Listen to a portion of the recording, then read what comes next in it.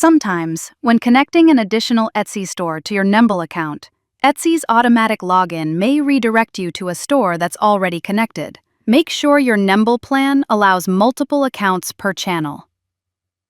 Access Nembol in a private window or a different browser.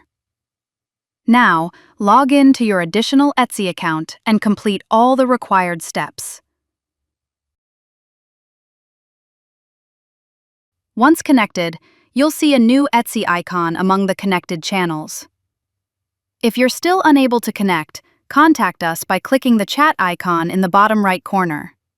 Our AI support is available 24/7, and human support responds during Central European business hours.